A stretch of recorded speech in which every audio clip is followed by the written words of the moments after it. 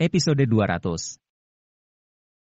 Wajah Marsha memerah. Dia merasa sangat canggung dan bodoh. Bisa dia dengan sengaja menghilangkan barang yang begitu berharga bahkan ingin membuangnya seperti sampah. Memangnya, dirinya sanggup menggantinya. Perlu diketahui walaupun semua hadiah ini ditambahkan juga, tetap tidak akan bisa senilai dengan mutiara merlot ini. Kakaknya juga sama merasa malu. Dia melihat tasnya sendiri, lalu seketika langsung menyimpannya secara diam-diam. Dalam hatinya merasa sangat malu. Setelah yang lain terkejut, mereka semua langsung memandang Elena dengan tatapan yang iri. Jensen bukan hanya bisa menolak keberadaan perempuan cantik nan kaya, hadiah yang dia berikan juga tak ternilai harganya dan sangat sulit untuk ditemukan. Dalam sekejap, mereka tidak mengasihani Elena karena menemukan suami yang pengecut, malah sebaliknya, mereka menjadi iri pada Elena. Hehe, aku tidak peduli apakah itu kerikil atau mutiara, ini adalah pemberian darinya dan aku sangat menyukainya. Elena tersenyum manis kemudian meletakkan kalung mutiara di lehernya, dengan wajah berseri-seri bahagia. Di sisi lain, Jensen kembali ke klinik dengan hati yang tertekan.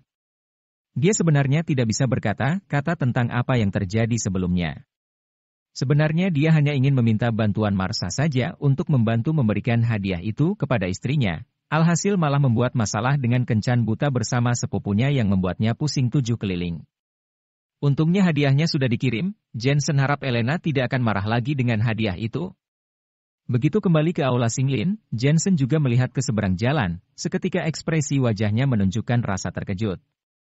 Sebenarnya sejak kemarin, dia baru menyadari ada sebuah klinik bernama Aula Rakyat di seberang jalan, diperkirakan itu adalah klinik yang dibuka oleh Dr. Kennedy. Hanya saja kemarin tidak ada pasien, tapi hari ini jelas terlihat jauh lebih hidup. Guru Jensen, kamu sudah datang. Setelah Jensen memasuki klinik, Melody dan Farrell datang dengan gembira. Pada awalnya mereka juga belajar kedokteran. Selama periode waktu ini, mereka terus mengikuti untuk belajar pengobatan tradisional. Sekarang keahlian medis mereka juga sudah di tingkat dapat melihat beberapa penyakit ringan. Jensen mengangguk kepada mereka kemudian melihat ke arah aula. Dia melihat hari ini tidak banyak pasien yang datang, kakek juga sedang memeriksa denyut nadi orang lain, sementara bibinya Sofia sedang meresepkan obat. Melihat sorot mata Jensen, Melody segera menjelaskan, klinik Aula Rakyat yang baru dibuka selama beberapa hari itu, pada awalnya tidak ada pasien sama sekali yang berkunjung ke sana. Tapi tiba hari ini entah karena mereka mengadakan acara apa, hingga banyak pasien yang tertarik untuk datang ke sana secara tiba-tiba. Acara? Jensen merasa sedikit terkejut, apakah sebuah klinik masih dapat mengadakan sebuah acara? Iya, mereka membuat sebuah kartu anggota serta pemeriksaan kesehatan gratis dan bahkan kegiatan pengobatan gratis, maka daripada itu semua orang jadi pergi ke sana. Setelah memeriksa pasien, kakek Herman mencuci tangannya dan datang menghampiri. Mendengar Jensen berkata bahwa Dr. Jenius Kennedy menjadikan klinik itu ramai bagai supermarket. Dia segera keluar dari klinik untuk menonton. Dia melihat beberapa anak muda diundang ke klinik Aula Rakyat. Mereka semua tengah sibuk keluar masuk, dia bahkan diam menatap aula Singlin dengan wajah sombong. Para dokter yang baru direkrut ini, sepertinya juga mengetahui tentang pertarungan antara Dr. Jenius Kennedy dan Jensen, tentu saja mereka sangat bahagia begitu melihat aula Singlin sepi. Anak-anak muda itu baru lulus dari universitas terkenal di luar negeri, mereka diundang oleh Dr. Kennedy untuk membantu. Selain itu, aku dengar bahwa klinik Aula Rakyat memiliki peralatan medis ilmiah dan teknologi terkini, serta dapat mengobati berbagai penyakit yang sulit dan rumit. Selain tidak menerima pasien inap tapi klinik ini sudah menjadi rumah sakit kecil, ujar Farrell dengan nada yang tidak senang, dia sangat tidak sabar untuk merampok beberapa pasien. Jensen mengangguk, ternyata Dr. Jenius Kennedy ini rela berkorban demi menekan Aula Singlin. Bukan, seharusnya Arvanash yang sangat berkorban. Aku masuk angin, setiap harinya selalu pusing, tapi agak repot jika aku pergi ke rumah sakit besar. Aku tidak tahu mana dari dua klinik ini yang lebih baik.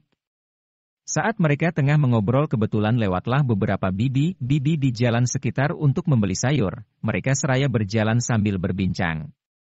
Aula Singlin bagus, dengar mereka memiliki nama yang sudah lama dihormati, bahkan sebelumnya para pemimpin kota pernah datang ke sini juga, jadi keterampilan medis mereka sudah terjamin kualitasnya. Tapi dengar klinik aula rakyat juga lumayan, klinik itu dibuka oleh para ahli di provinsi. Selain itu, hari ini mereka mengadakan pemeriksaan medis gratis serta gratis obat-obatan sehari-hari juga. Aku hanya masuk angin, pergi ke pengobatan tradisional terlalu kuno, aku akan coba pergi ke klinik pengobatan barat. Mereka terus berjalan sambil mengobrol, lalu tiba-tiba berjalan menuju klinik aula rakyat. Guru Jensen, coba kamu lihat. Melihat pemandangan ini, Farrell menjadi semakin cemas.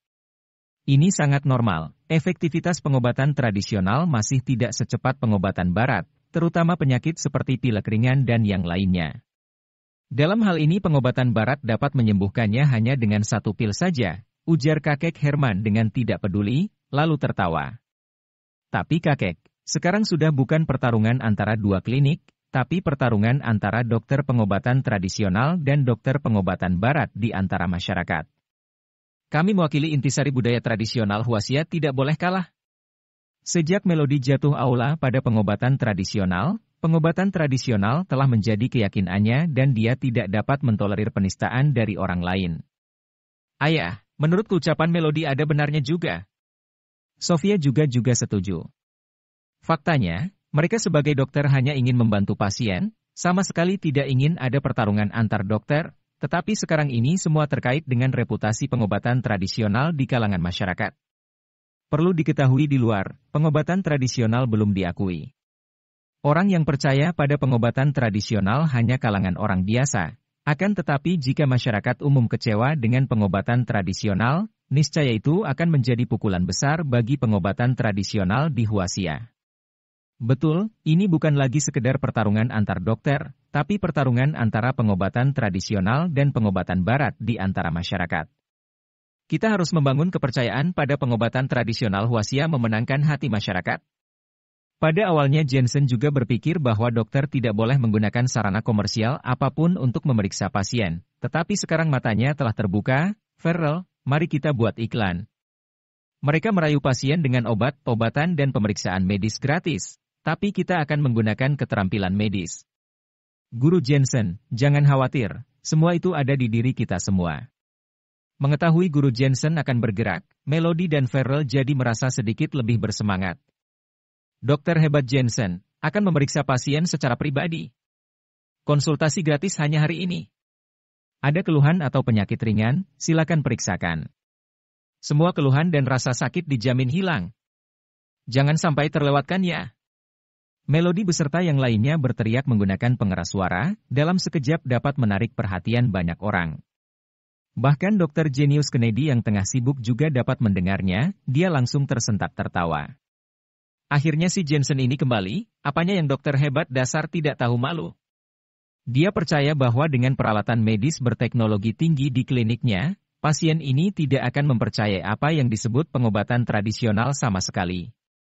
Ini adalah Dr. Jensen yang hebat, dan biaya pemeriksaannya juga gratis loh.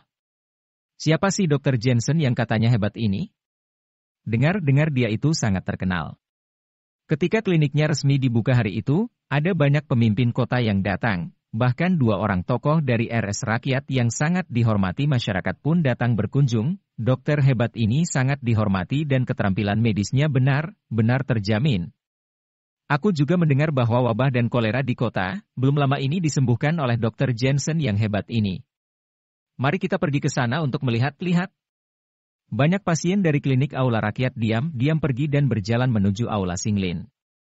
Ditambah lagi di jalan besar yang tadinya dipenuhi oleh pasien yang ingin datang ke klinik aula rakyat sekarang sedang berjalan menuju aula Singlin. Akhir ini reputasi Jensen di bidang medis sedang naik daun, banyak orang yang telah mendengar nama dokter hebat Jensen.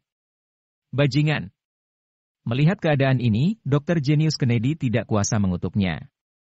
Dia juga tidak menyangka kalau pengobatan gratisnya tidak akan bisa mengalahkan Jensen. Pada saat ini, di pintu besar aula Singlin, Jensen duduk di sana, Melody beserta yang lainnya juga duduk di dekatnya untuk membantu. Dr. Jensen, gigi saya sakit, apa bisa disembuhkan? Kak, tolong bukakan resep sarang belalang, Masing-masing 1 tael gula merah dan campur dengan 2 mangkuk air. Dalam sekejap pasti akan sembuh. Dokter Jensen, aku memiliki tinnitus tuli, apa dokter bisa memeriksanya?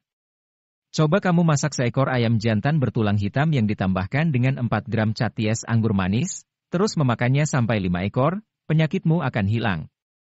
Jensen memeriksa pasiennya dengan sangat cepat, membuat pasien lainnya yang tadinya ragu menjadi lebih percaya pada Jensen.